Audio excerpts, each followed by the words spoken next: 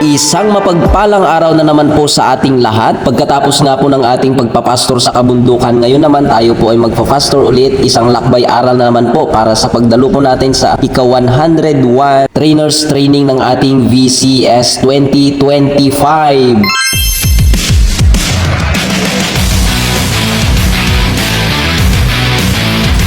Yun o, 7:30 nga po ng gabi umalis tayo dito sa Cauayan City, Isabela. At mula dito, bibiyahe po tayo ng pagkahaba hanggang makarating tayo sa Pasay. At doon naman lilipat po tayo from Pasay to Tagaytay.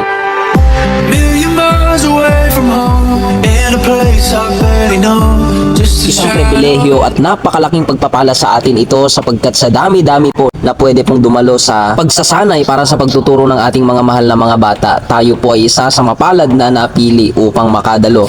Alam nyo po ba, ang VCS ay ito po ay isang napakagandang programa ng ating iglesia na kung saan ito po ay merong layunin upang turuan at inurture ang ating mga mahal na mga bata. Isa po ako sa mga batang laking BCS at alam ko dito nag-e-enjoy talaga kami dati sapagkat every vacation wala naman po kaming ginagawa. Kaya naman laking pasasalamat ko sa ating iglesia noon kasi nga meron po tayong pag-aaral na pupuntahan imbes na nagkukulong at naglalaro lang kami sa aming mga bahay noon. Kaya naman po sa mga nanay at mga tatay dyan, inaanyayahan po namin ang iyong mga anak upang dumalo sa paparating na VCS ngayong 2025. You know, after ng pagkahaba-habang biyahe, at last we are here sa Tagaytay na kung saan dito po natin gaganapin ang nasabi pong VCS Trainers Training. Dito nga po sa Tagaytay Mission Camp, mula February 4 hanggang sa mga sumusunod na mga araw ay dito gaganapin ang ating pagsasanay. Makakasama po natin ang dalawa po nating Episcopal area na kung saan ang Manila Episcopal area at Baguio Episcopal area. Nga pala, ang tema ng ating VCS 2025 ay Growing in God's Grace. Wow! Isang napakagandang tema. Totoo nga po na lahat po tayo mula po ng ating pagkabata, tayo ay lumago dahil sa biyaya ng ating Panginoon.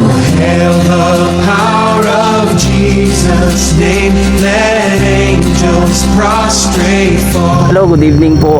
Today is February 4 at ito yung first day po natin. And yun nga, success na tapos po ang first day po natin. And of course, pinagbigyan po tayo, dinismiss po tayo ng napakaaga at para po makapag-libot-libot po tayo dito sa Tagaytay.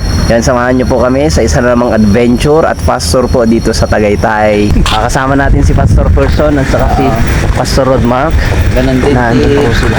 Padpad po kami dito sa Sky Ranch. Yan tayo dito yung JR.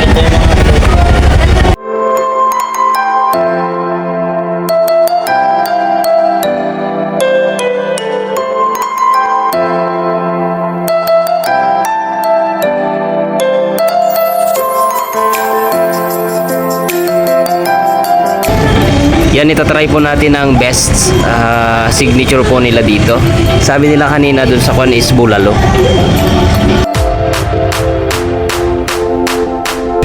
Kahit saan talaga kape pa rin ang hanap. The wait is over. Here we are. Hawaiian pizza. Kain lang. Sagana po tayo dito. Thank you po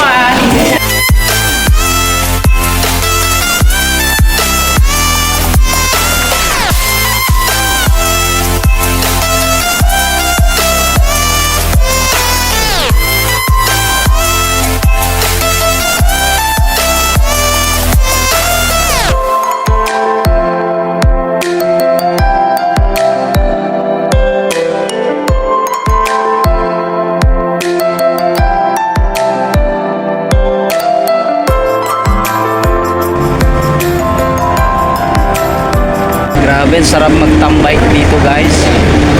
Wow, ito ang perfect spot ng tambike.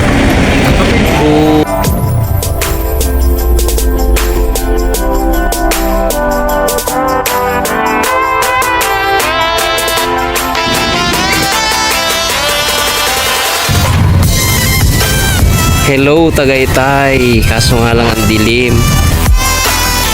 Hindi mo may sabi.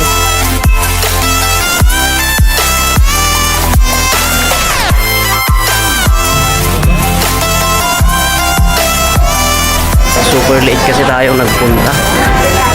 Sayang yung view. Pero ang ganda. Praise the Lord po at natapos din ang ating pong ika-101 VCS trainers training, and of course nakahanap po tayo ng kikisakyan po natin. Hello, Tan!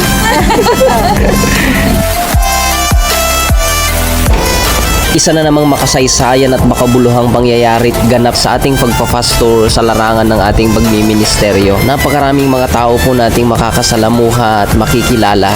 Mga tao na magko-contribute sa atin ng magagandang mga aral at mga alaala na po pwede at pwede po nating baunin hanggang sa ating pagtanda. Muli, maraming salamat po sa inyo pong pagsubaybay sa ating mga iba't ibang fast tour, at sana po patuloy na mamutawi ang pagpapala at pag-ibig ng Diyos sa bawat isa sa ating lahat.